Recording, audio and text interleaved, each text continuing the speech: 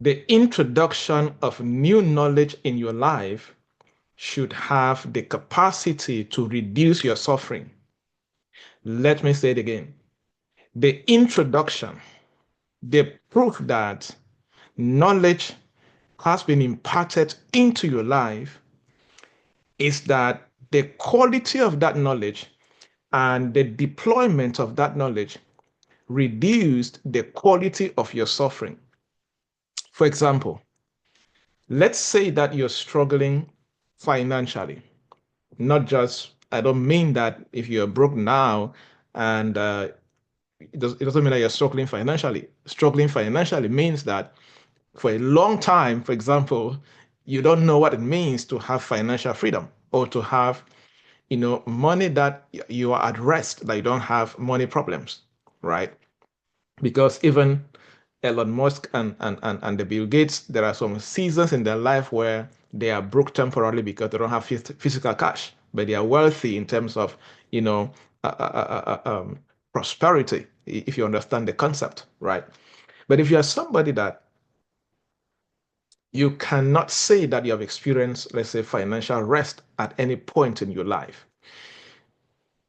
the proof, let's say you acquire financial knowledge or wealth creation knowledge or prosperity knowledge, what have you, the proof of the quality of that knowledge is the ability of that knowledge to reduce the quality of your suffering. Anytime that knowledge enters you, it could be spiritual knowledge, it could be industry knowledge, it could be business knowledge, it could be romantic knowledge, it could be, you know, opportunity driven knowledge. The proof of any knowledge that enters you is that the quality of the suffering or the quality of the troubles that you go through should be able to reduce. Why? Because it is a principle, and let me say it, it is a divine principle that anywhere light is introduced, darkness should give way or darkness should surrender. I always fondly say that the first time that the word darkness or the experience of darkness was introduced on the surface of the earth, the framework or the solution that God used to neutralize darkness was light. God said, let there be light. So chaos and disorder and darkness and ignorance, suffering, you may add, the solution to that is the quality of light that is imparted and executed. And that's why I always say that one of the most important things that anybody, any human being at any phase in their life can know how to do is the acquisition of relevant knowledge that is critical for the phase of life they are in and the ability to deploy that knowledge and produce the results they want to see. So the purpose of this masterclass to help us to move from knowledge obesity. I coined this, from the sickness and all of that stuff, but people just absorb stuff a lot. Why? And knowledge obesity is a popular phenomenon in this generation because we are in a knowledge driven economy. There is a lot of knowledge out there.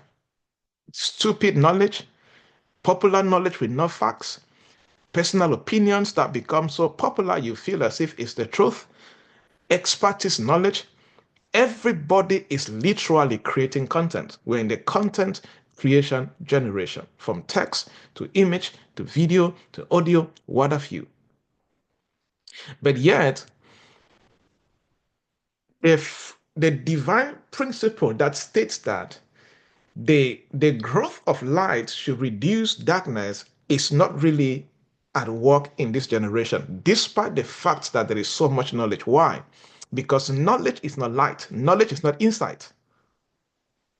So it is your ability to know how to convert knowledge into executable insights that changes your destiny.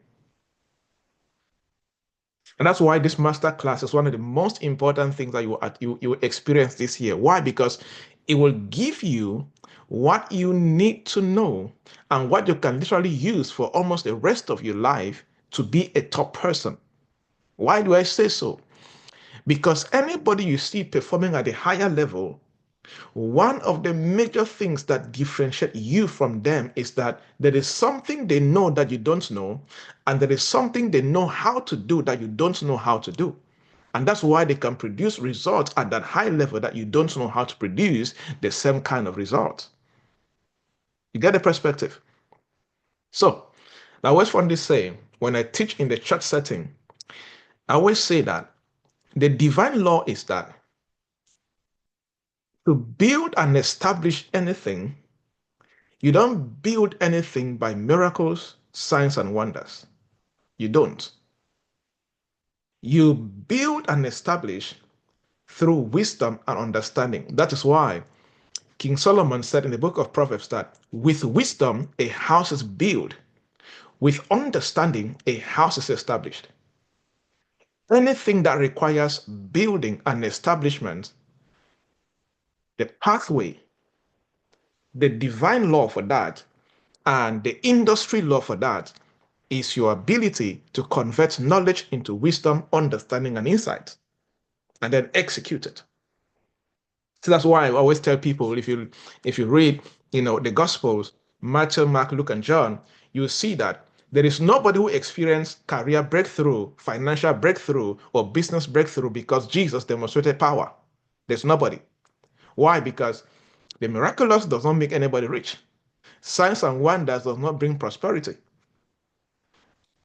The only thing that can engineer that kind of pathway is knowledge, wisdom, and understanding.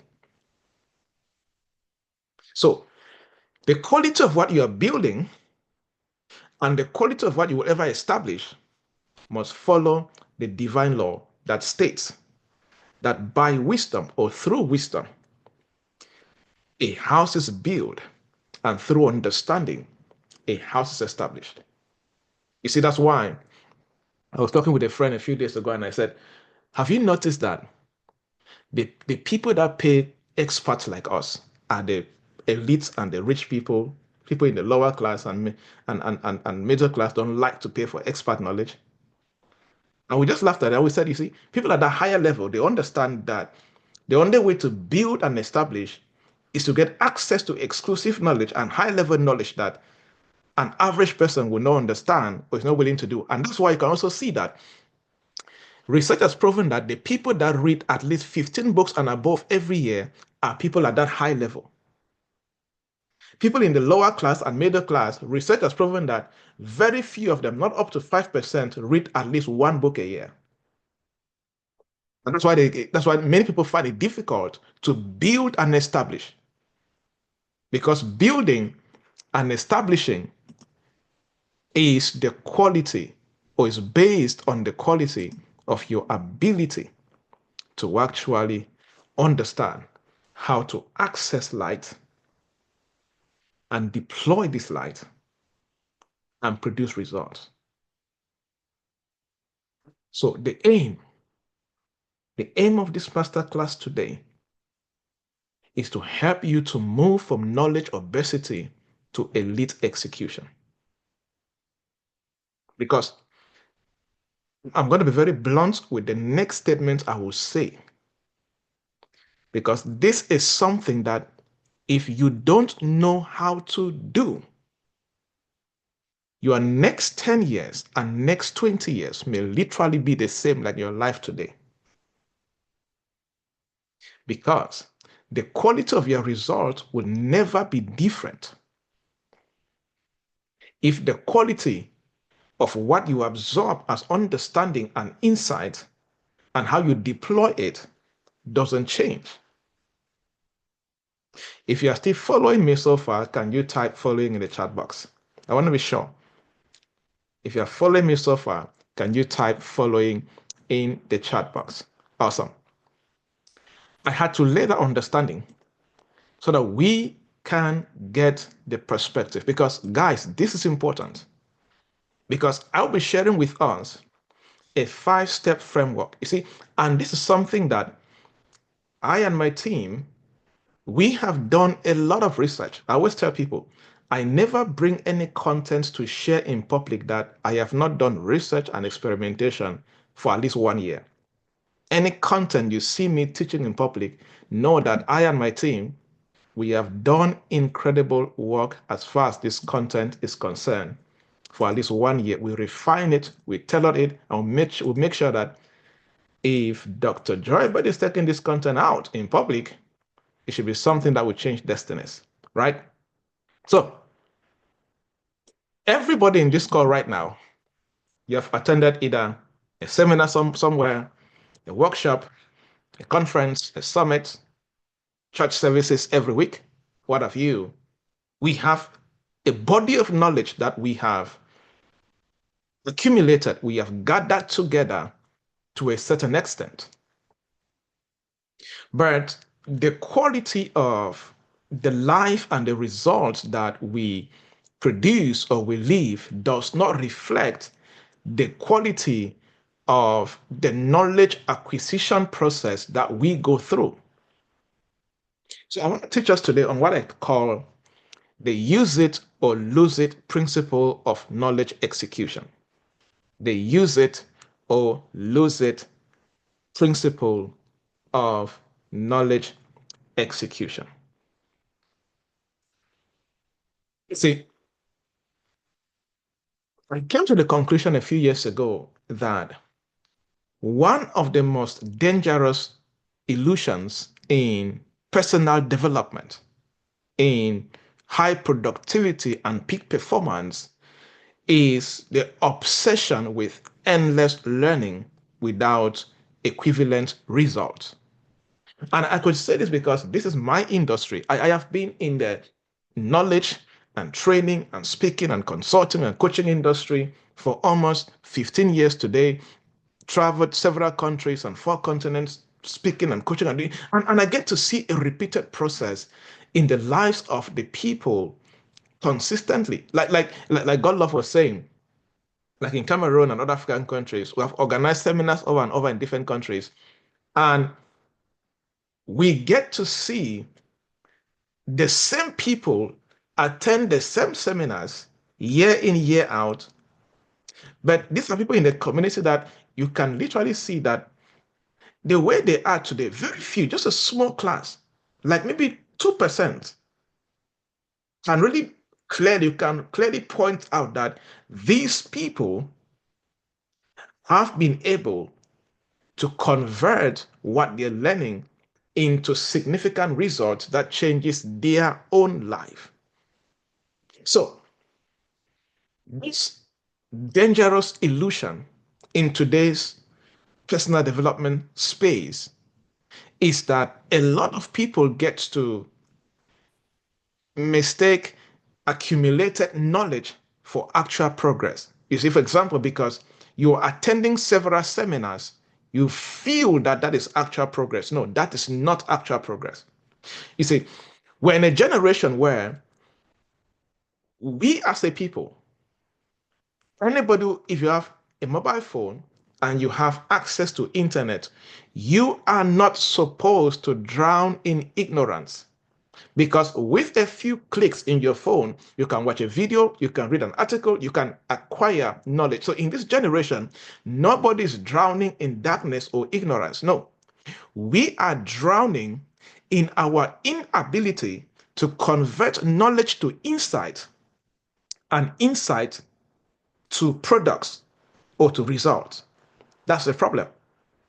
And that's why the purpose of this master class is to give you a process that if you read a book, you are able to convert that book not just into knowledge accumulation, but into results in your destiny and of course in your career, in your business. Like I said earlier on, you see, how much you rise in your destiny does not depend on God, because according to the calendar of God, your destiny is complete.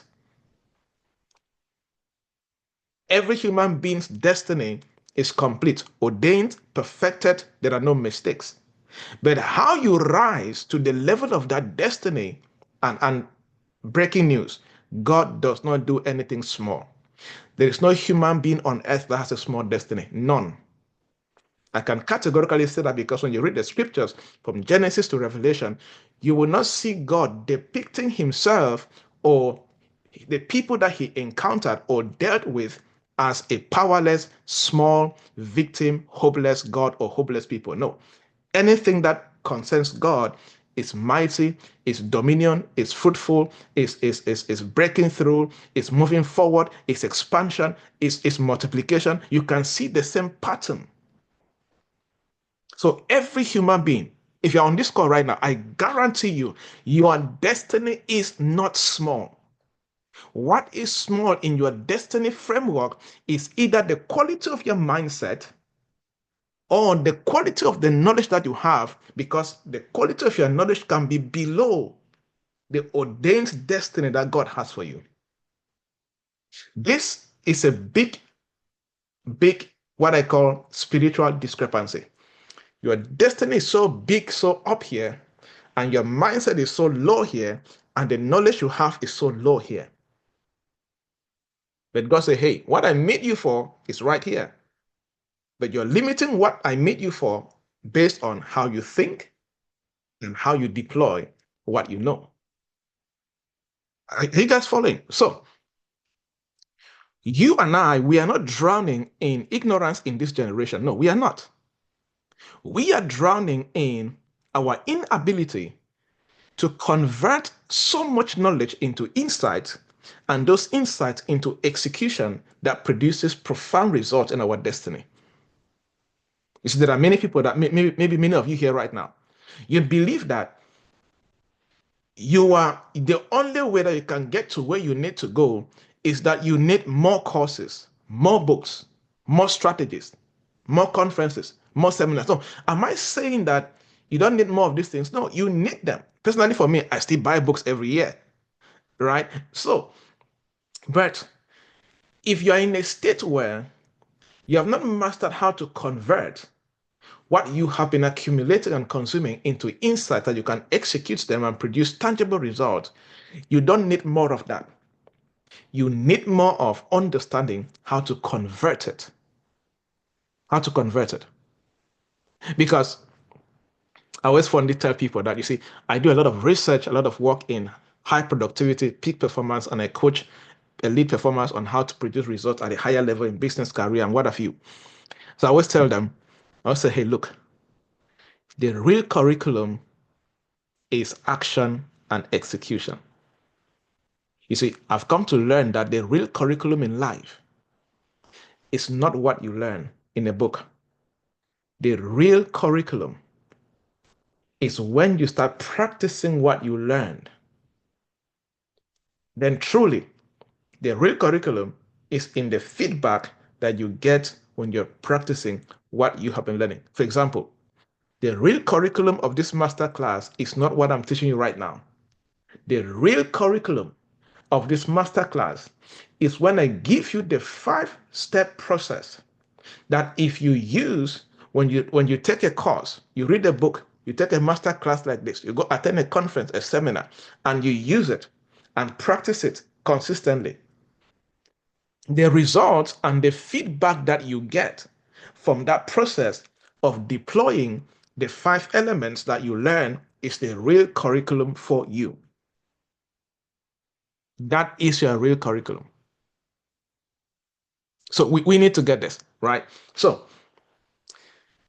you see, I also come to learn that because I did a lot of work, and I'm still doing a lot of work with a lot of young people. But in the early part of my career, I did a lot of work with so many young people. There are there are few speakers and trainers across Africa who have spoken to so many young people, thousands of them in their numbers, in the way I've spoken to. Very few, right? So I have seen this. A lot of young people, when I say young people from this experience, I want to put it people between 35 downward, maybe let's say 40 downward, especially in this generation of social media, and everybody wanting to impress another human being that they are doing good or doing well, meanwhile they're not doing well, right? One of the major challenges, and I'm saying this so that if you are in this pot of soup, like we say on the streets in Cameroon, if you're in this pot of soup, take yourself out. That is not the game you should be playing if you want to be an elite performer. One of the major discoveries that I discovered among the young people was that many young people mistake exposure for mastery. For example, they mistake exposure for mastery. They mistake accumulation of knowledge for transformation. Follow me carefully, because this is a big problem. Big problem. So why you can see PhD holders in Africa going on strike because the government is not giving them job. Then I'm asking, why can't you convert your research into a product, into an institution, into something? There is something missing out. So they confuse exposure for knowledge, exposure into knowledge for mastery. They confuse accumulation of knowledge for transformation. Now, these are two different ball games. So young people in my generation now, what they do is that, for example, I want to take a, okay, let me stay in my field that I have first-hand experience. For example, you see, public speaking is on the rise, and it started a few years ago, maybe like 2015 and 16 and 17, but got very popular 2018 and then till now, where everybody, especially young people, wanted to be public speakers. Nothing wrong with that. Now, and several programs were created by different people to train people on public speaking. I'm trying to give an example of what I explained, saying that people mistake exposure for mastery, or people confuse knowledge accumulation for transformation. So a young guy will come and attend a public speaking program for 4 hours, 3 hours, 5 hours, and then in 1 month's time, they start organizing their own public speaking training program for other people. You have no idea what it really means to be a professional public speaker. You have no idea what it means to craft compelling speeches. You have no idea how to present it. You have no idea how to do virtual presentation like this, or on stage. You have zero idea. Zero idea. You just went for knowledge exposure and knowledge accumulation, and then boom, you became a master. Public speaking masterclass. You have not spoken in more than 3 stages, but now you are training other people. So they repeat the junk that they have. Why is it junk? Because they are teaching theory. The real curriculum is in the doing. For example, if I teach you public speaking, I am not teaching you what you'll find on Google. No, I am teaching you insight, excerpts from years of experience, several stages, thousands of stages. The whole process on how I craft exceptional content that if I stand and I teach it, if I stand and I teach my content anywhere and there are 1,000 speakers, there is no speaker that can repeat the words I use. None. Because I'm not creating the same content, following the same process that they do. Because I know what other speakers do, so I don't do what they do. Like I always say, if you want to stand out in your generation, find out what others are doing and don't do it, and create your own pathway. As simple as that. So many people confuse exposure for mastery. They confuse accumulation for transformation. Guys, see, I pray that you get this, because if you really get this process and these insights, it will shift your destiny for good. Because as I said, anything building and establishing rises and falls on your ability to do what I'm teaching you guys today. You don't wish it and build. You don't pray and expect to see a building rise, or see a business rise, or see a career rise. No. Even if you're praying for light. You're praying for access to wisdom. God will still give you the wisdom. It's your responsibility to convert it into products, into tangible systems that can produce results. If you get this, it marks the end of certain sufferings in your life and the beginning of a new season that you would, I always say the glory to glory season. Will you face challenges? Yes. But you're facing challenges as a different human being. You know what to do, and how to produce results. Right? So we need to get this. You see, I do a lot of research and a lot of studies to understand how high performers operate. Actually, in 2020, during COVID-19, since I was not traveling a lot and I was in Cameroon by then, I was staying in the house, and sometimes I would stay almost 2 months. I don't go outside my house. So I did a lot of reading, a lot of research. One of the major things I did research about in 2020 was that I got access to a website, high level website, and I saw the story, the journeys of the top 100 billionaires in the world. And I read their whole process. I wanted to understand where they came from, what they conquered, and what got them to where they are. Mindset, character, strategies, technologies, whatever. I was trying to find it. I learned a lot of things from these guys. You see, the real game changers, I'm talking about the top 1% in the world. These billionaires, these Olympic games players, gold medalists. I'm talking about footballers at the level of Cristiano Ronaldo and Messi and what have you. I'm talking about basketballers, top 1% lawyers, politicians. The top 1% in any sector, the real game changers, these guys, they are not those who know the most. You see, I've had the privilege to sit with some of these guys. They are not that intelligent. But there is something that these people have cracked. They have cracked a code. They have cracked a code. The code is that they understand that it is those who master, it is those who understand how to apply clear insight faster, deeper, and consistently. Three things. They understand that I need to find an insight. If I'm reading a book, I want to find a critical insight. And when I get that insight, I need to execute it faster, deeper, and consistently until I see the result. Right? So I came to the conclusion that these guys don't learn for entertainment. No, they learn for leverage. For example, if you are on this call right now because you had nothing to do, and then by chance, by error, by whatever, you saw the link and then you joined. No intentions, no objectives, no anything. You're just passing and then you hopped on the call. You see, that's entertainment.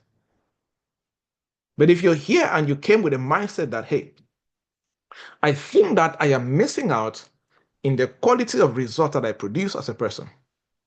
So there is something I need to know so that I can leverage an insight, a strategy, an advanced factor. What's leverage? Leverage is when you know how to use something and achieve more faster than going through a traditional process. For example, we are leveraging this Zoom call right now.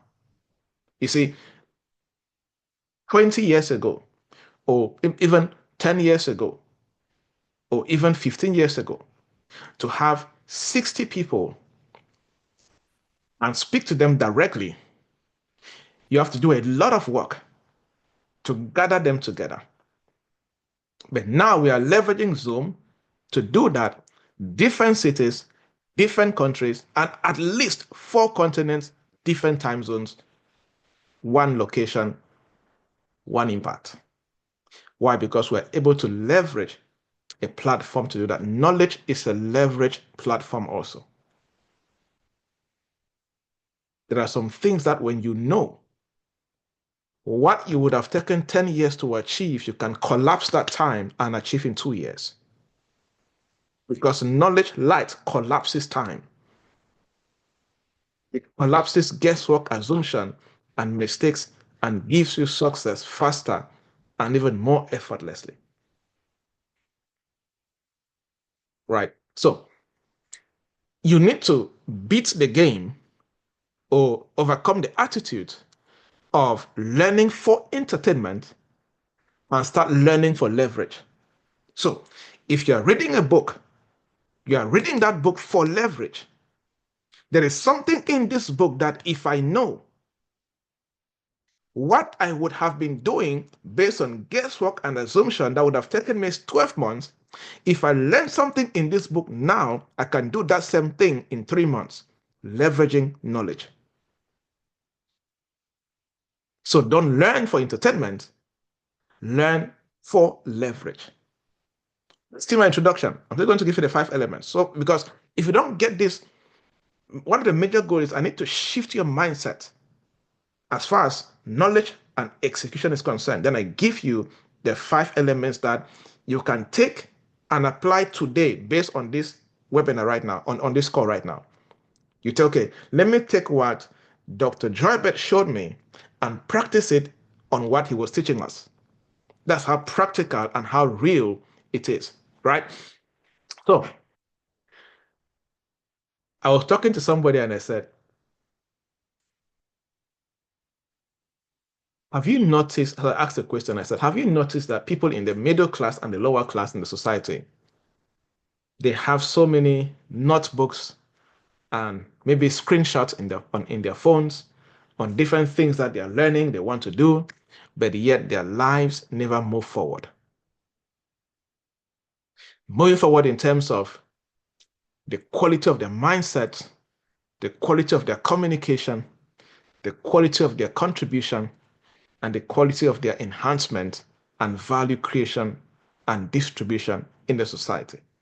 Because these things I have mentioned, they are the things, they are the vehicles that when you deploy them, money becomes a consequence. You see, I always keep my philosophy is that money is a slave.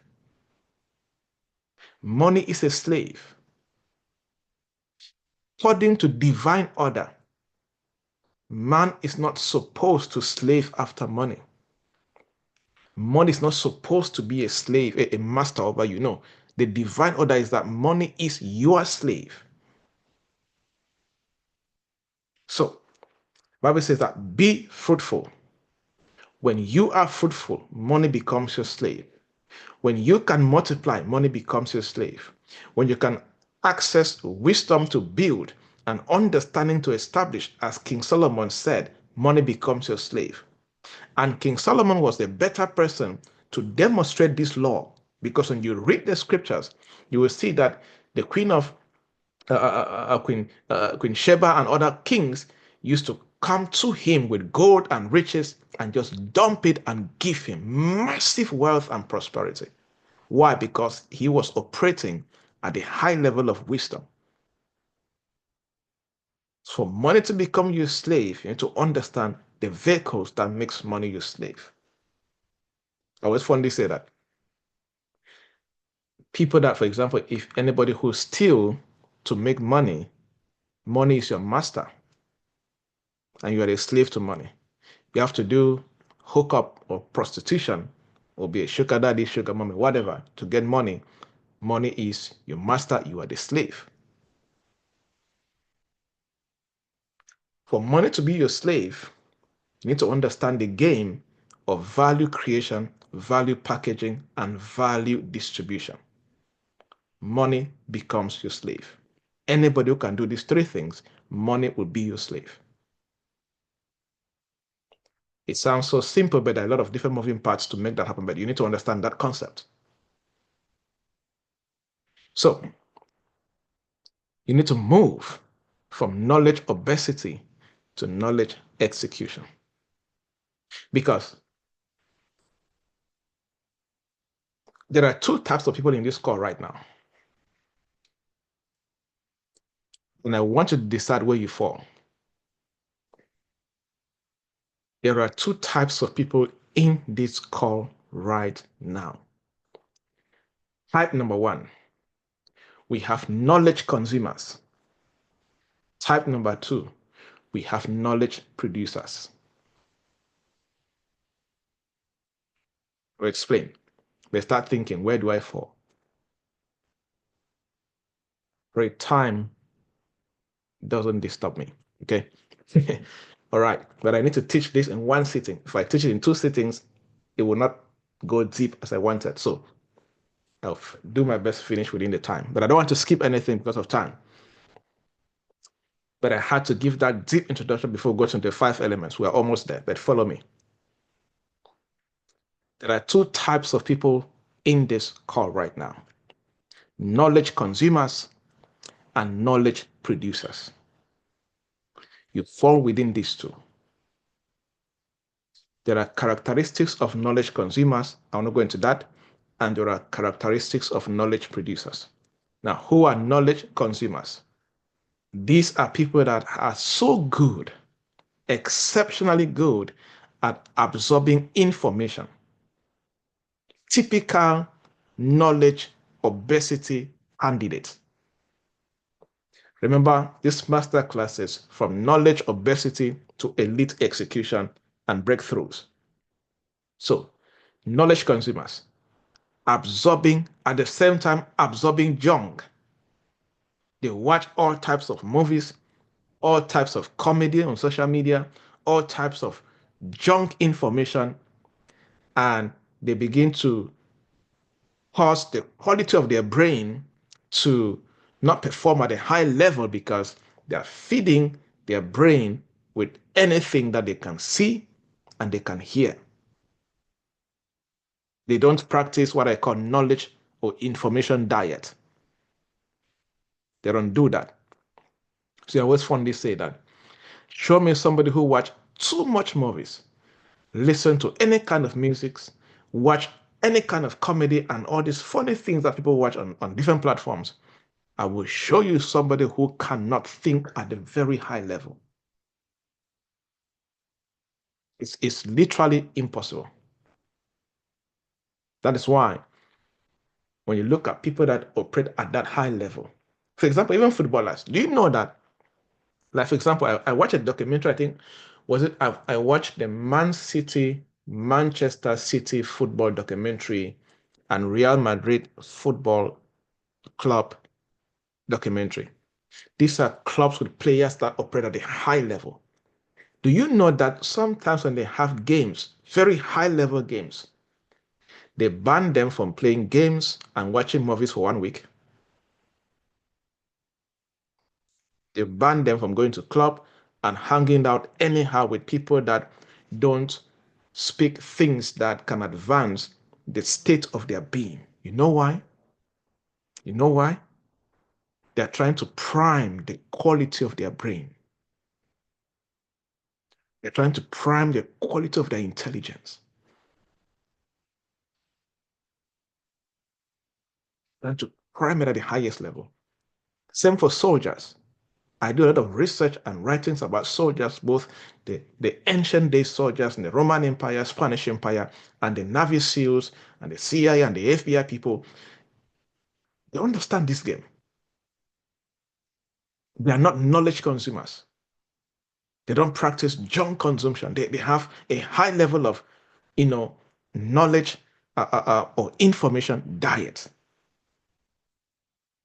I have mine. You see, I can stay for a whole year and I don't watch up to 2 movies because most of the movies are junk movies. If it's not a documentary done by a high level person that I know that this person, the way they do the documentaries is high level intelligence, I'm not interested. So we have knowledge consumers and majority of middle class and lower class, that is where they fall. Then we have knowledge producers. This is where you find the elite performers, the top 10% in the society, and all these people that produce mind-blowing results in their industries, in their sectors, and what they do. Now, knowledge producers, they take what they learn and they practice high-level information diet. I know of a multimillionaire in the United States that he has a law in his family that his kids don't have access to social media until they clock 18 years. They don't watch Netflix until they clock 18 years. He built an app, and that app has particular kind of movies and documentaries and things that they watch. The typical games that kids play, the typical movies that kids play, they don't watch it. That's how majority of the elite class behave actually. That's why when you look at all the social media misbehaviors, you will hardly see an elite kid from an elite family messing up on social media comment sections and videos and doing half-naked videos. You will hardly see it. It's always done by one middle class, lower class family, girl or boy somewhere misbehaving in the name of popularity.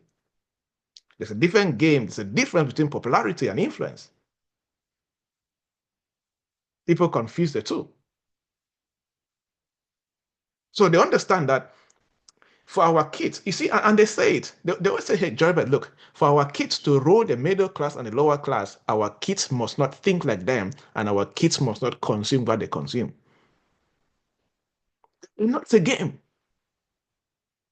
For our families to stay at the highest level, we cannot think the way the middle class think, and we cannot consume what they consume. So next time you are messing up on social media, arguing on comment section and doing funny things, know that you're playing the game of the masses. And the masses stay as the masses. They never disrupt the generation. That's not you. That's not you. So knowledge producers, they take what they learn, not learning anything. They have information diet. They have synthesized what comes into them, what they see, what they hear, and what they think about. It's well synthesized. It's well unique. It's not guesswork. It's not assumption. And then they turn it into systems.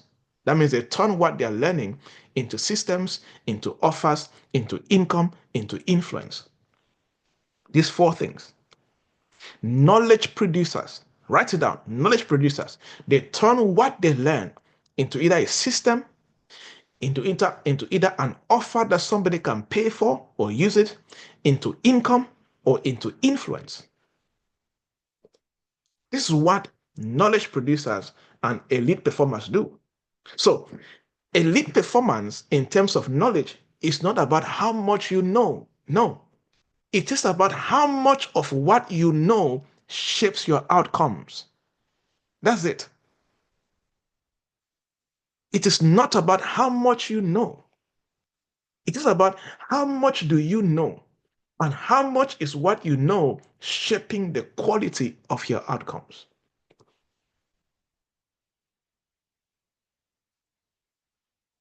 Like I said, this is a concept that if you understand, you truly understand what I'm trying to communicate to you, it marks the end of certain seasons in your life because relevant knowledge, relevant light should end certain seasons in your life and introduce you to new seasons.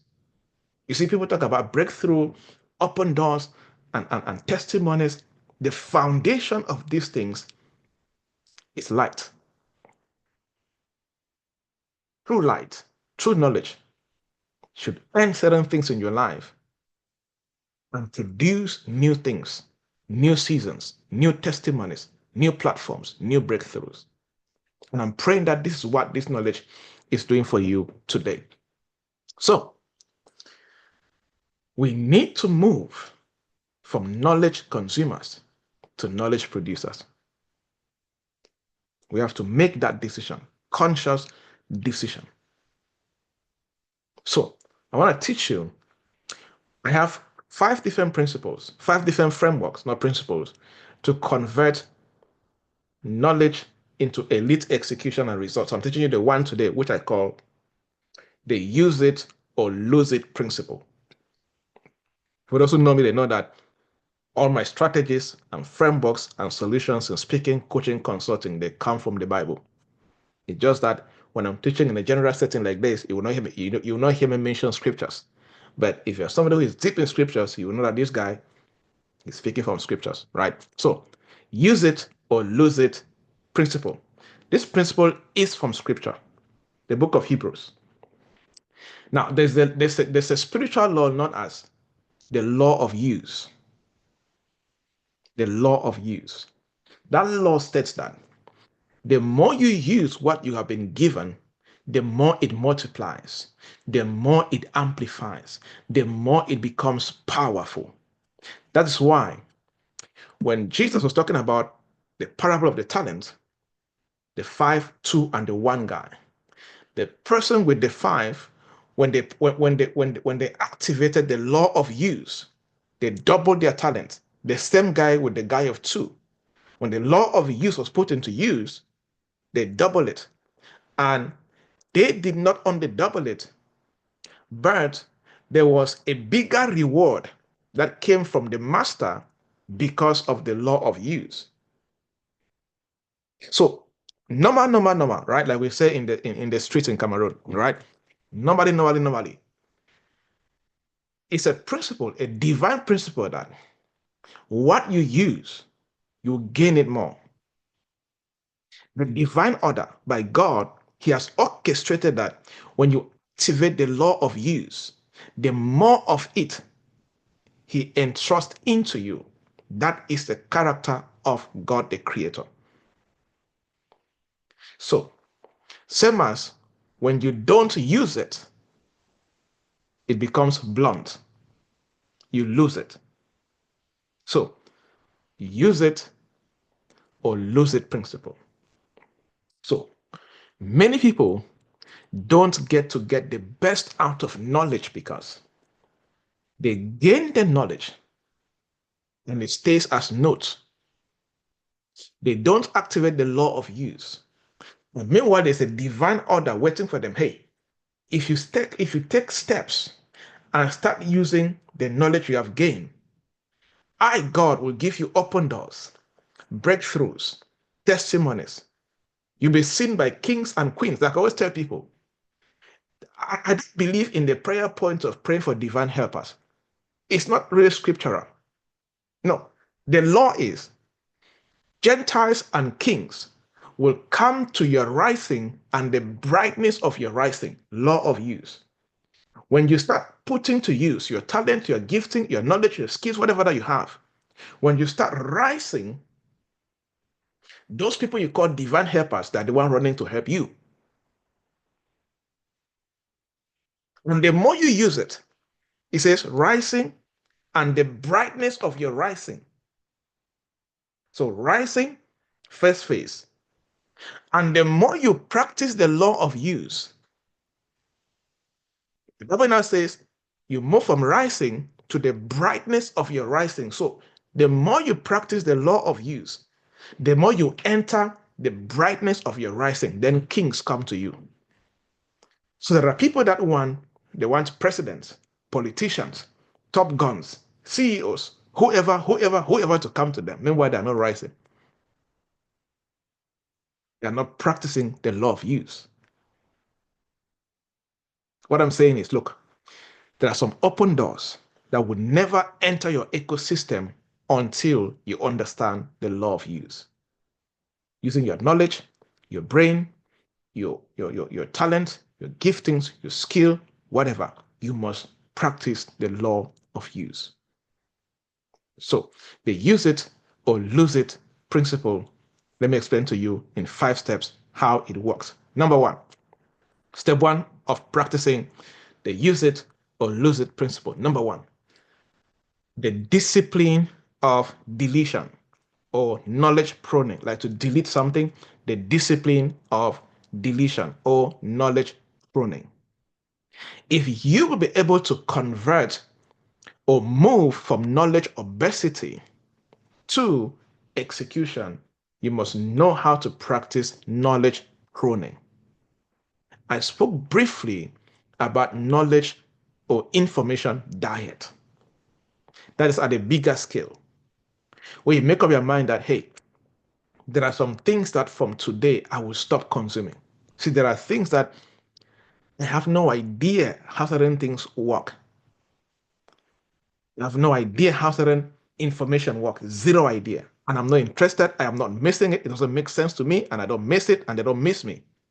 Like football, like who is the hottest hip hop and R&B artist right now? I don't care. I don't miss it. They don't miss me. Life is going on, and we are fine, and I'm living fine. They're living fine without me, which is cool. But I know something that I'm a better performer at a high level because I don't consume that junk. Simple, right? So knowledge or information diet at that level. Now, at the lower level, which is the A part in this system, is knowledge pruning. Where you have done information diet, you now come to knowledge pruning, where you start pruning the kind of knowledge that you consume. Let's say you read a book, you learn how to prune what is not needed as far as that book is concerned, and you focus on what is needed. Give me a moment. So knowledge pruning is very important. You have to understand it and you have to practice it. Right? So you're reading, let's say reading a book, and you can read all of this book, but for you to be able to move from knowledge obesity to knowledge execution or elite execution, you have to prune and dump some things from this book and keep only what is relevant for you. You are no longer in school where you have to cram the whole book and you're wondering where will the exam comes from. That is slavery. That's not education. Right? That's not education. It doesn't serve you in any way. So you need to master knowledge pruning. You need to come to a place where you intentionally forget what doesn't serve you, so you absorb what will serve you consistently. Most people consume a lot of useless information. That's why they practice knowledge obesity. So you need to learn how to regularly discard knowledge that isn't useful to your goals. I was talking to my wife yesterday and I made a funny statement and I said, I never know what I wore last week. Like I have trained my mind in a way that I don't care what I ate yesterday. It's totally deleted. It's not useful. I will never need it, and that's fine. My brain is kept for what is critical for destiny. Literally. And when you practice to do this, it becomes a state of being. There is no human being on earth. If you call me names now, I guarantee you, 2 hours later, my mind would never remember that that's what you said. It's gone, and it's gone for good. There's no human being on earth I have in my heart that I hate you or I don't like you. That is your business. You don't like me. That's cool for you. But trust me, you are not in my heart. I'm not thinking about you. I'm not missing you. I would have any business together. Because my mind needs to be prone and primed to focus on destiny critical information. It's critical. It's critical. Because when you don't do this, your mind and your heart becomes too loud. Too loud. Like I always tell my believers, entrepreneurs, and professionals, let me tell you guys, God truly gives information. God can give you divine ideas and perspectives. An angel can come and give you information. It's real, it works. The Holy Spirit can give you an insight that nobody knows. I experienced this. I always tell them, look, loud lives does not hear whispers from heaven. Loud lives does not hear whispers from heaven. If your life is too loud, your mind is too loud with what people said about you, thinking your heart is full of envy, bitterness, jealousy, you are too loud inside. You are too loud externally. You don't know how to discard those things. Those things that are not useful, they are not critical for your destiny. You will practice knowledge obesity. Things that when you keep, they can even cause ulcer and what again? And other things that they say that, keeping things in your mind and in your heart, it causes all types of sicknesses.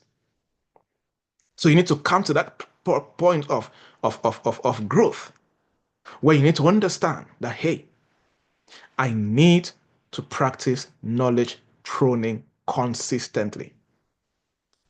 Consistently. So, practical protocol to do this. Anytime you're reading a book or you're taking notes, or you can go back to your journal that you have taken notes from church services or whatever, do three things. When you're taking notes, do three things. Every information I consume, follow me, every information I consume is broken down into three levels: active use, archive, and eliminate. Powerful protocol. Active use, archives, and eliminate. I have different folders on my computer.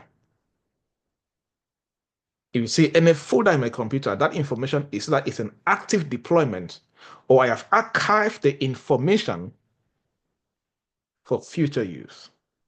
Just an aside. I have a picture of my wife years ago that is an archive. The day I will remove it, it'll be fun in the house. Just fun, right? Example. So active use and archives.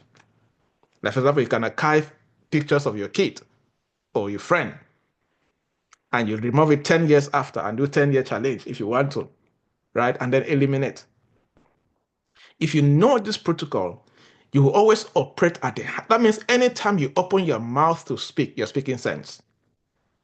Personally, for me, I don't know how to speak nonsense. I don't, if we start talking right now, I wouldn't know to say anything about football or movies or whatever. I wouldn't, because you can only give what you have. What is inside here can only make sense. Apart from that, nothing else. And my life is not boring. Very fun-filled life, according to my state. So, active use, archive, and eliminate. Very important. So, when you're reading a book,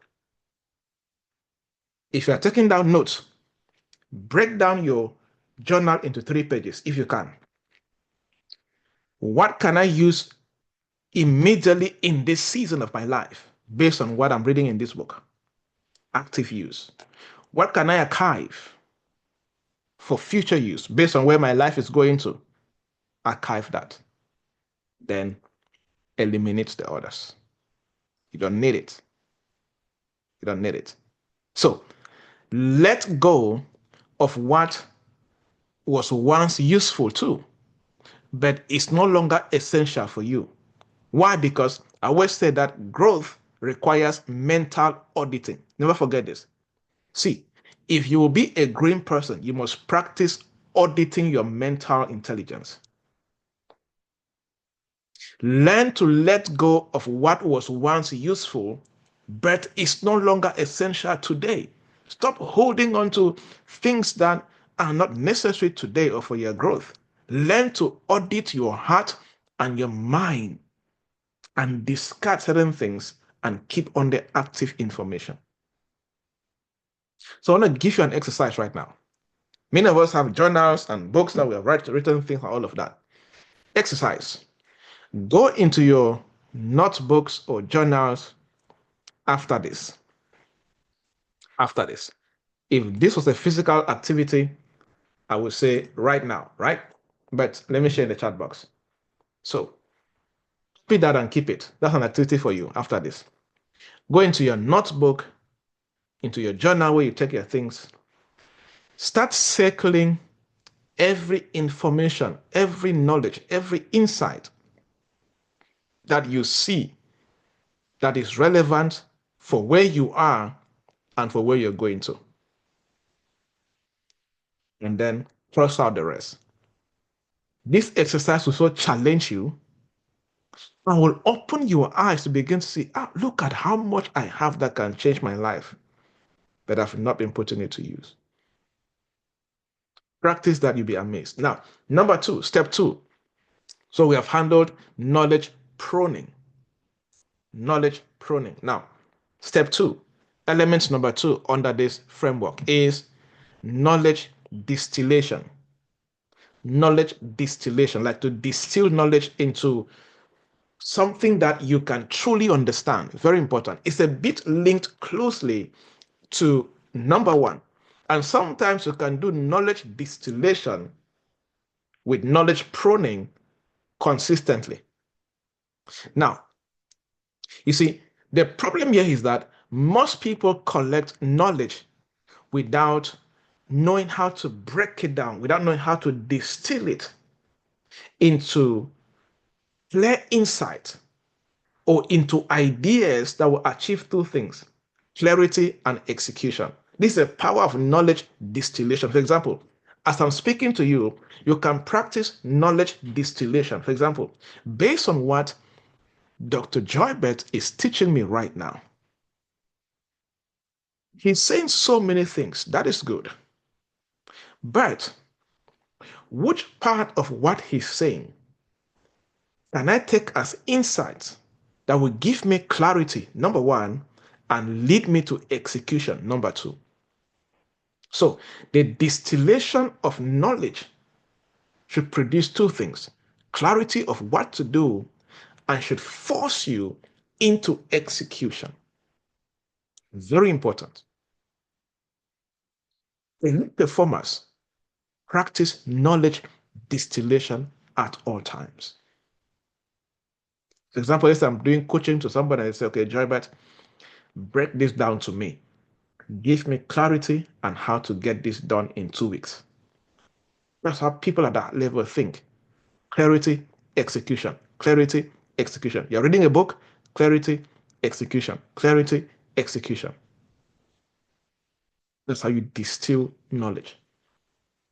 So if you're reading a book, you're taking a course, that knowledge you are acquiring, if it will make sense to you, it should undergo that filtration process, that distillation process, in order to reveal to you what can truly drive execution and decision making. Yes, because new knowledge, like I'm speaking to you right now, new knowledge that is entering you right now should be able to drive you to make some decisions and make some executions that will change your destiny for good. So this is what I call intellectual engineering, where you spend time to begin to engineer the knowledge you are getting, where you are compressing knowledge, the knowledge you have acquired, you are compressing it into insights that are very concise, they are context driven.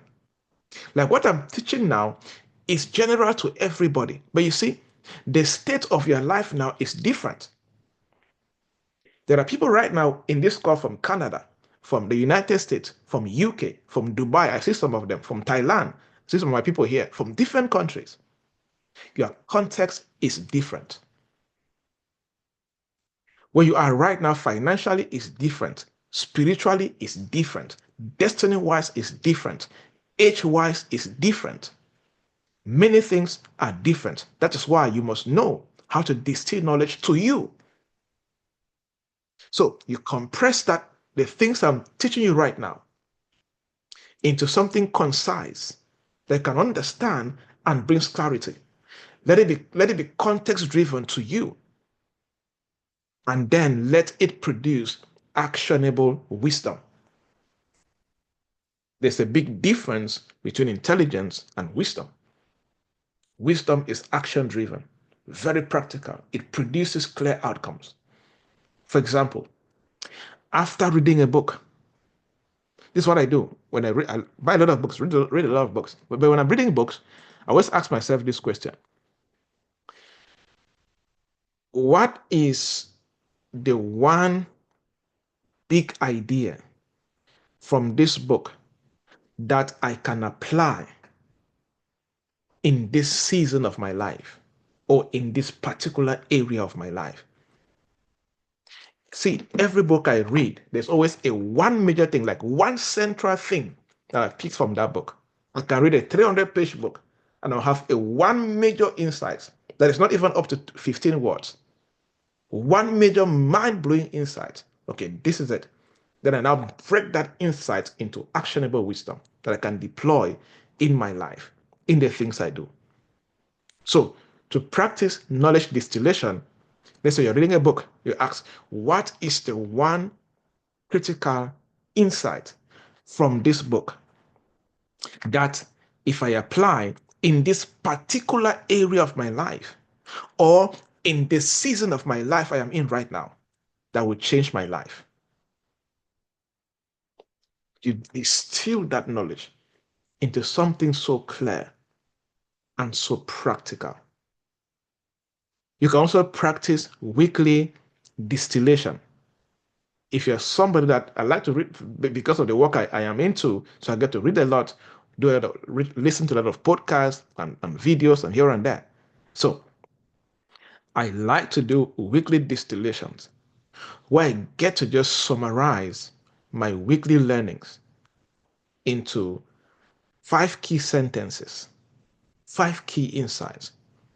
Sometimes it's more, but I like to bring it to maximum 5. They might distill it, they might prime it, they might prune it. It makes it easier to understand. Now, another part of knowledge distillation is that you can push yourself, follow me here carefully. You can push yourself to convert a new idea from a teaching like this, from a book or from a course, into what I call a 90-word playbook. Follow me. This will transform your life if you practice this. You convert, let's say this book is an idea, and you can decide to convert the ideas in this book into a 90-word playbook. I will show you how to do that. You do that by asking 3 questions. How can you convert a 500-page book, a 190-page book like this? This is a book by my spiritual father. So, how do you convert a book like that into a 90-word playbook? You ask yourself these 3 questions. Please write it down.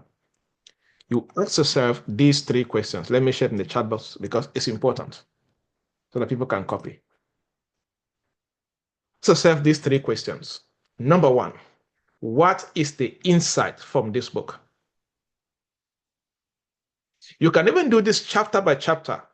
If what you're learning from that book, you know that this book is critical for, you don't want to miss out anything from this book. You can do it chapter by chapter. Or you can do this for one entire book. So you ask yourself, what is the insight from this chapter or this book? You write it down in 30 words. Follow me carefully. I'm giving you frameworks that take me years to craft them and put them in a few minutes. See, this is why people pay for experts. They do all the heavy lifting and dirty works and just come and dash them all the work. This is like 12 years, not 12 years, 2 years of research and perfection and analogies. I'm giving you in what, 90 minutes. Easy work, right? All right.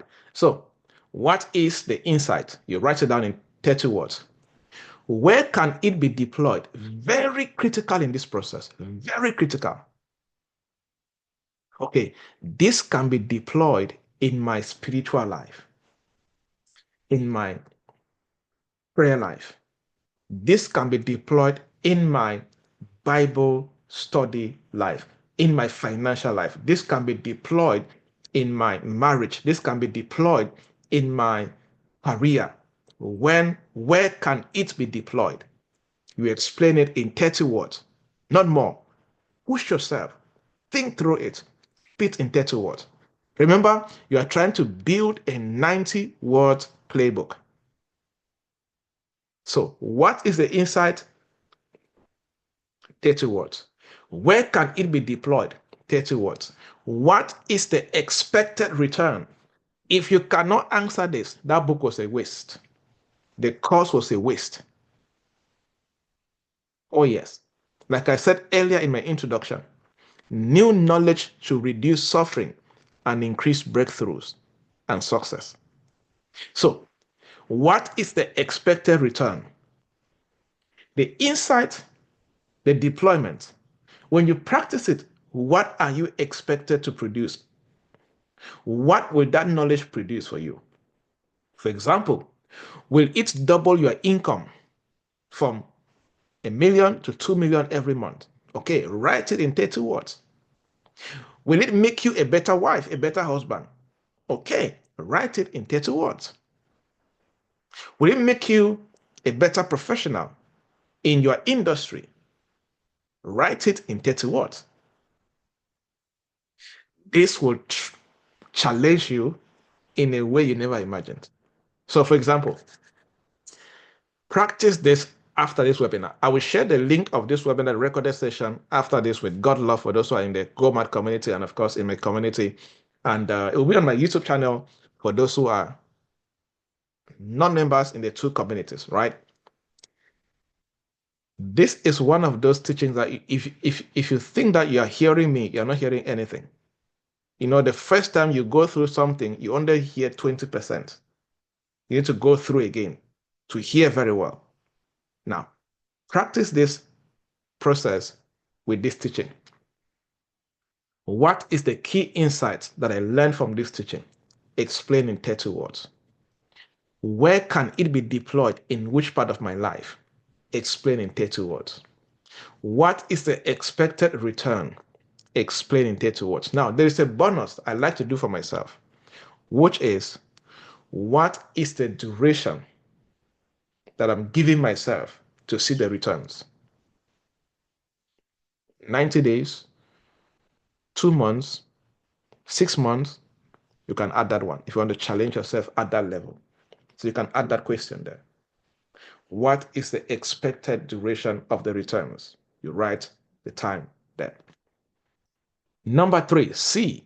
What is the third element or the third step in the use it or lose it principle of this framework of moving from knowledge obesity to elite execution? What I call applying knowledge in short intervals. A bit linked to B, but I want to be more specific. Applying knowledge in short intervals, or what I call execution cycles. Now, this principle here is simple. The rule here that I developed is that every 72 hours, that means every 3 days or so, I apply at least one thing from what I have recently learned. If I learn something that is important to me, I have a personal law, and I've seen this law work so profound in my life and the life of other people I've coached in such a profound way. The law is that it must be applied within 3 days. I read a book. That's why remember I said don't learn for entertainment. Learn for leverage.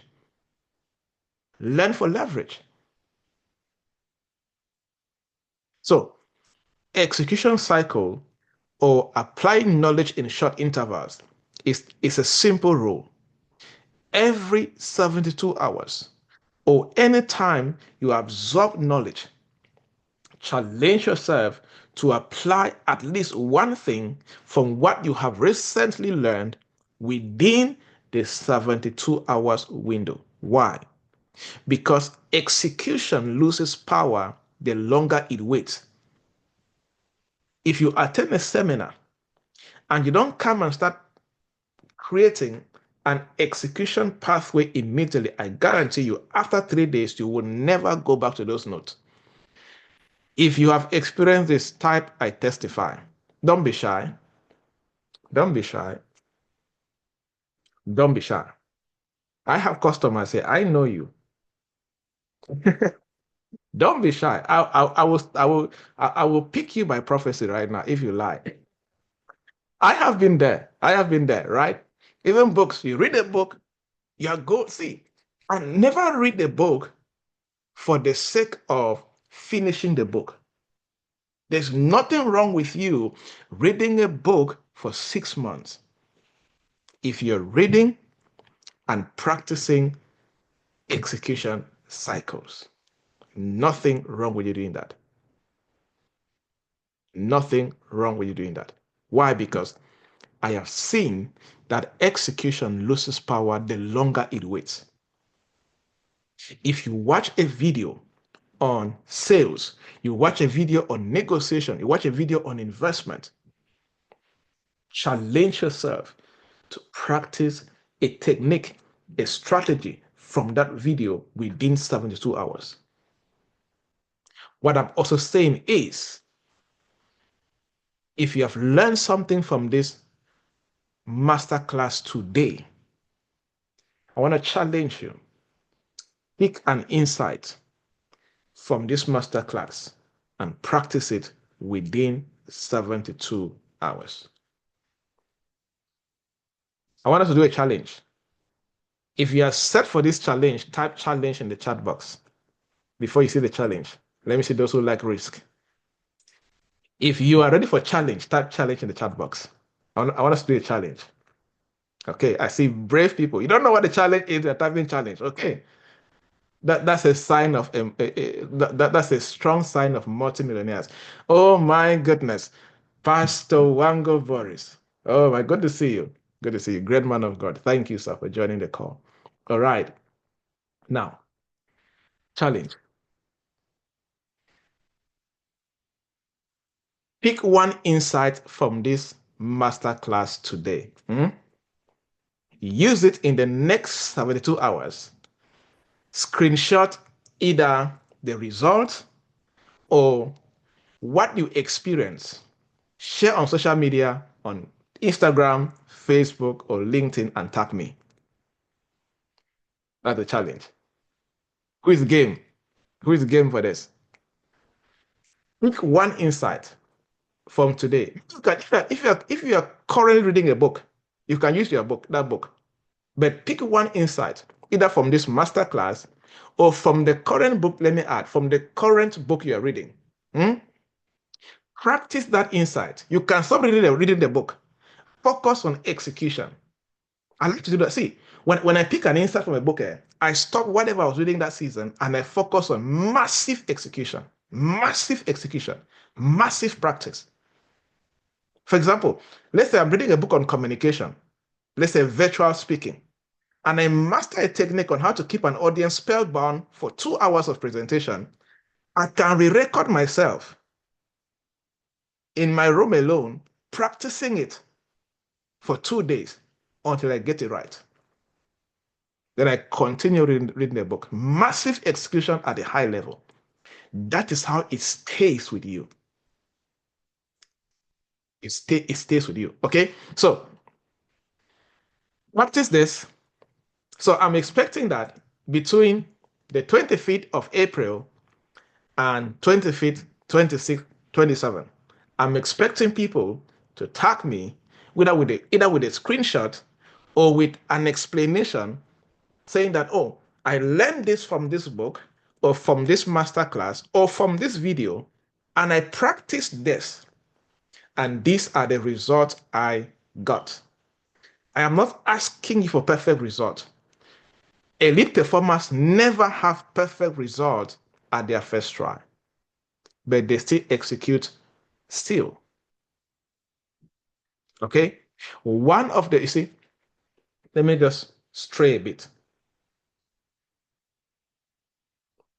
One major lesson I learned from people that I have worked with, that, you see, I always say funny thing that the most humbling thing about this work that we do is that people that have more money than you can buy you over 10 times will call you sir, right?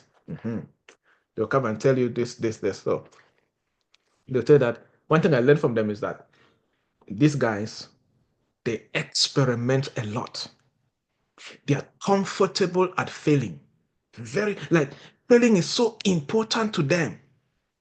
It becomes a non, they're not, in short, they have experience in failing. And that's why they perform more than many of us.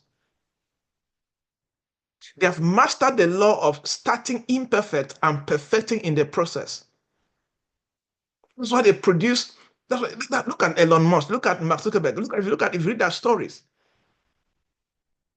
that's why they produce at that high level because they are very comfortable at experimenting and messing up. They are comfortable at starting imperfect and perfecting in the process. I remember I was talking to a mentee one time, and I said, Oga, look, Oga, calm down, look here. Find an imperfect girl and perfect her in the process. I'm just saying this on her side. I was telling him to apply this law. Say, oh God, calm down. There's no perfect human being. There's no perfect husband, no perfect wife. We all find an imperfect sister somewhere, and an imperfect sister find us somewhere and start perfecting the journey in the process. So, Oga, go and get married. Stop giving complaints here. Right? Okay, let's round up with number 4. Maybe this is a prophetic word for one sister, one brother here. Stop giving that gentleman or that young lady unnecessary headache. Find that imperfect brother, you know, drag her somewhere, drag him somewhere, and say, you know what? We'll start this thing imperfect, we'll perfect in the process. And the church says, Amen. Amen. We proceed. Number 4. All right, number 4. Actually, one of my favorites. One of my favorites. And it was a multi-billionaire that taught me this. He said, Joybert, I practice project-based learning.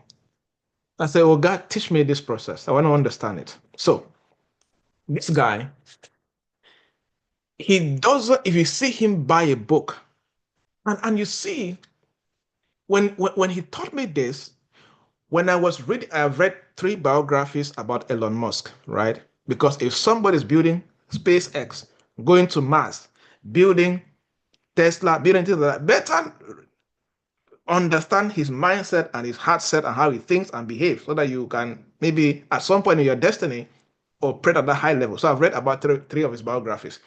You see, Elon Musk taught himself how to build rockets. He did not go to rocket building school. It's a typical example of project-based learning. Another group of people that practiced this were the Wright brothers, the people that discovered how to fly. There are 2 brothers. So the younger brother, one time, asked a question. If birds can fly, around 18 something, if birds can fly, why can't humans fly? So he started practicing, trying to discover how to cause humans to fly. But he did something in that process. He wrote a letter to libraries in the United States at the time in 18th century or something. Google, no search engine, nothing. So on the olden days libraries. And they will mail him. So he requested any book on aerodynamics, any book on birds. He requested and they shipped him the books. So he started reading books on aerodynamics and flying and all of that. So you see, project-based learning. Buying books or getting books because you have programmed your life into projects, into phases. You can turn your financial life into a project. You can turn your relationship, your marital life into a project. You can turn your parenting into a project. So you know what? My project for the next 2 months or next 2 weeks is to learn this. It's a project. So every video, every article, every book you are getting is to learn every insight that you can practice in that project. So the 4th step to move from knowledge obesity into knowledge execution and get breakthroughs and produce mind-blowing results is to practice project-based learning. You pick a season in your life. This is one of my favorite things to do actually. This is one of the major, you want to learn, how does Dr. Joybert learn? This is one major way I learn. I craft projects. It could be faith project, or a season that I had Holy Spirit projects. I bought books on Holy Spirit, or reading books, watching videos, just to know Him, right? So it was a project for a season, right? So projects here and there. So you craft it like that. So you only learn what aligns with a current goal or a current challenge or a current project. This is the only reason you're learning. Hear me. I discovered that elite people, they've broken down their learning into two phases. Get this. If you understand this, it will bless you so much. They've broken down their learning into two phases. There is learning that is mission driven or project driven, and there is learning that is curiosity driven. There is learning that is project driven. So they are learning for the sake of applying what they are learning in a project. Then there is learning that is curiosity driven. They are learning just to feed their curiosity and to make sure that they are in the know of what is happening, either in technology space or history space or politics and what have you. If you are going to operate at a high level, you need to practice this, what I'm telling you. Mission driven learning or project driven learning and curiosity driven learning. To me, what I do sometimes is that when I have a major things I'm working on, either I stop curiosity learning and I take all my time and focus on project-based learning, or like right now at this particular moment in my time, in my season right now, I'm doing 80% project-based learning and I'm doing just 20% curiosity learning. Just learning some key things about some key things just to feed my curiosity. But 80% of my learning are focusing on some projects I'm working on. If you practice this for 1 year, you can literally become among the top 10% experts in your industry. Let me give you a secret. Want a secret? Type secret in the chat box. Should I give you a secret? Type secret in the chat box. Let me give you a secret. Let me give you a secret. If you discipline yourself and practice project-based learning and curiosity-based learning every day, just for 1 hour every day, within 2 years, you'll be among the top 10% globally in that field. Do you know why? Majority of the human race, lazy people. A bunch of lazy people. Because I can guarantee you, there are 49 people in this call right now. If we do serious research, I bet you not up to 45 have read consistently for 1 hour in the last 6 months every day. Not up to 45. I bet you. If you're here and you know that you have so come to that level of discipline where you read at least 1 hour every day in your industry in the last 6 months, type me in the chat box. Don't lie. You know that you know. It's not about reading a book, but the secret is consistency. Not reading, not one sitting and reading a book in 1 week or 2 weeks. No. 1 hour consistent mental game. Mental game. 1 hour every day, last 6 months. You maintain that consistency. Why is this important? Because there's a way it affects your mental muscle. There's a way it just shifted. You don't even know. You just realize that, hey, I am thinking in a way that people around me don't even think like that anymore. Why? Because that consistency broke something in your brain and established a new routine, a new pathway, a new rhythm that only the few in the society have. So practice project-based learning and curiosity-based learning. It will bless you and transform you.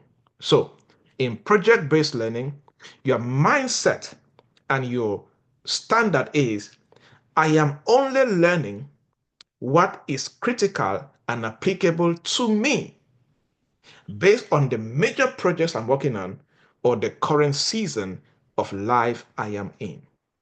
And you're applying immediately. So, two major things to practice this.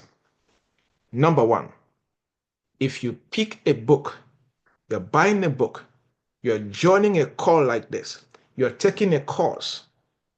Number one, make sure you directly link that project, that learning project, to a current project or a mission you are working on. That's the first thing. Let there be a direct link between the book and a project in your life. Number two, practice real-time deployment. Since it's project-based, so you're not procrastinating. You learn, you do. You learn, you do. You learn, you do. You learn, you maintain that routine until that project is complete. That's why Elon Musk could build rockets. Because when he was reading books on rockets, he was reading and doing, reading and doing. When he gets stuck, he goes and read the page, comes and practice what he saw in the page. Project-based learning is one of the fastest ways to become the best in your field. I'm telling you, one of the fastest to become the best in your field is project-based learning. That means you're learning and doing, and when you get stuck at doing the project you're working on, you keep the project there, right there. You go to the book you're reading, you read the step-by-step process, or you do a research on Google or watch a video, you pick what you learn, you come back to the project right there, and you practice it, and you repeat the process. You become so good at what you're doing. Project-based learning. Application activity. You know, I'm a high performance coach, so I always give you activities, right? High application activity. One of the fastest ways to solve problems in your life is to practice project-based learning. I'm telling you, one of the fastest ways to solve problems in your life is to practice project-based learning. Activity there in the chat box. What is the one problem you are solving this month? You can challenge yourself to only consume what will directly help you to solve that problem. What is the one major problem in your life right now? If you have, let's say, pick top 3 problems in your life right now, and then pick one that you can practice project-based learning on. Sometimes you can just start with YouTube videos. Just go and search for top 10 YouTube videos around that problem. Just begin to watch it. Begin to watch it. Begin to watch it. Before you know it, your brain and that content will meet together and start producing something different that you never knew that you could produce in your life. Why? Because innovation happens when what you know and what you don't know intersects. Then innovation happens. What you know, what you don't know, when they come together, when they merge, there's a meeting point. That meeting point gives birth to a solution that you did not know that existed. Practice this and you will see how your life will change. And then lastly, number 5, and we are done. Finally, we are done, right? Number 5, performance review. Performance review, very important. Practice tracking your application progress. Don't just apply anyhow. No. Practice tracking applied knowledge progress. You see, A great man once said that you can only improve what is measured. Without review, without tracking your progress, without performance review, your growth is random. People who do things in a random way hardly maintain their growth, because the only way that growth can become repeatable is when you are able to track how you apply knowledge and you begin to distill what works. For example, you see, I know how to learn very fast now because I have been tracking the way I learn and the way I deploy. So I know it. If I'm a novice at something right now, give me 7 days. I will not only learn it, but the way I will teach you, you will ask me, do you have a PhD in this program? I say, no, I just know how to learn it because I have mastered, I practice performance review.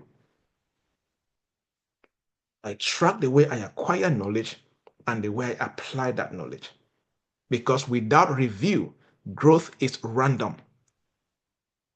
And people who practice random growth never stay successful. Sad truth. If you're here and your growth in life is random, you cannot track it, you cannot maintain it. What you cannot track, what you cannot review, you cannot maintain it, and your growth cannot be repeatable. One place of achievement is to come to that place in your journey where you can repeat your growth. You can repeat your growth. You can repeat how to make money. I always tell people that if you still lose money and cry, you're still a baby in wealth creation. If you still lose any amount of money and you have sleepless nights over it, you're still a baby at wealth creation. Because you need to come to a place where you know how to repeatedly make money. Because you have done it before, over and over again. So you should have mastered your process of wealth creation. Come to a place where you know that, hey, as long as I have time, I have my brain, my heart is at rest, I am where I'm supposed to be, money becomes easy for me. Not because it's too easy, but because you have been able to track your last 10 years, last 15 years, last 5 years. You have mastered, oh, this is how I create value. This is how I catch this value. This is how I distribute it. This is how I monetize it. You know it. You know it. So track it. Don't do things by guesswork. Don't be that kind of human being that you do things here and there and hoping that something will work out. No. Life is supposed to be precise as much as possible. Don't live life hoping. Let me do. That's why people try to do many things in their lives. See somebody that is barely surviving financially is doing 7 things to make money. Guaranteed way to be a broke person. Guaranteed way to be broke for life. I'm telling you, it never works. You are here, you are like that, you're still struggling financially, and you're breaking yourself here and there to have 7, 8 things to make money. No, I guarantee you, 10 years after, even if you look at your own life right now, 5 years ago you were doing that, 5 years later you are still where you are. Focus on one thing, establish it, let it become a wealth creation process. Then you can break out into other areas. Go and check. Check any top billionaire who has multiple companies. Go and check. Forget about the multiple companies they have now. Go and check what made them to be able to build multiple companies. Go and check. It's a wealth creation law and nobody breaks it. Because at the small level, you have limited resources, limited knowledge, limited equipment, limited everything. So you're trying to take limited everything and put into 3 different directions, and you keep getting small results year in, year out, and there is no guaranteed growth. But if you're able to be, you come to a place where you know, okay, you see this is what will take me to the top. You focus on it, enhance it, perfect it, grow it, expand it, multiply it. Everything you're learning is around that thing to multiply. When you multiply right now and it gains stability, you can now break out into other divisions. That's how you build wealth at that level. But if you're still small and you're limited in several dimensions, limited staff, limited capital, limited wisdom, limited ideas, limited everything is small at you. And then you're trying to do different businesses. It's a guaranteed way to never be big. I guarantee you. It's a guaranteed way to remain small after 50 years. It's guaranteed. But if you want to do many things, find one, enhance it, let it bloom, then break out from there and do many things. You will make it big time. Okay, so track your progress. You can keep what I call execution journal. You can keep executing. For me right now, I do it just in my normal reflection time. I don't hardly write it down, but I used to write it down, right? I used to write it down in my Google document section, right? But you can have your execution journal in your Google Docs or in your notepad on your iPhone, wherever. But you can have an execution journal where you track how you apply knowledge. So after 1 week or after every month, you can track, what did I learn this week?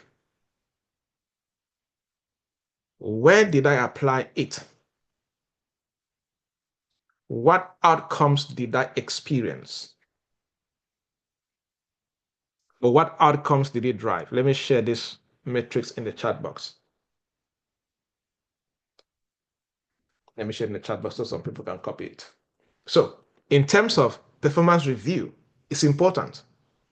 You see, I am happy that the things I'm teaching you, they're not only well crafted, but these are things that people who have gone ahead of us in terms of wealth, in terms of impact and influence. Let me tell you something. People who live at that high level, in terms of, I'm talking about real elite people and people of influence and impact. I have never come across any one of them who lives life by guesswork. Never. Never. The highest people that do guesswork on many things that are non-productive are middle class and lower class. You see, for example, these guys, they reflect a lot. Many of them do this at the end of each day because they value their 12 hours or 24 hours seriously. What did I learn? Where did I apply it? What outcomes did it drive? What friction or challenge did I experience when you were applying what you learned? What kind of challenge did the application create for you? It can give birth to more learning or more innovation. And the power of this process is that it reinforces high impact learning. So do this. Review your execution, your journal, or your or when you write this weekly or monthly. It's very important. So this is important because you don't just want results. No, the power of tracking is for you to create a system that you can repeat results. Let me tell you something. If you have ever recorded success at anything and you don't have a process that you went back to track, hey, how how did I come across this kind of result like this? If you don't practice things like that, you will hardly live a life of repeated results. Let me give you a cheat code. Anytime you do something so well, whenever you see that these results are so good, please don't celebrate the result alone. Go back, re-engineer the process. What did I do? What steps did I follow? If possible, document it. Document it. It will help you to maintain a successful life and a green life. Because there are some things that, because of human intelligence and for believers, the intervention of the Holy Spirit, you can do something so well, and you just need to track the process, document it, and repeat the process so well that you always get better results out of it. So practice performance review. It could be a weekly activity or a monthly activity, but it's strongly encouraged. Anytime you go through a book, you go through a teaching, you go through your month, what did I learn? Where did I apply it? What outcome did it drive, did it produce in my life? What friction or challenge did I experience by applying this body of knowledge? That is the fifth thing to do.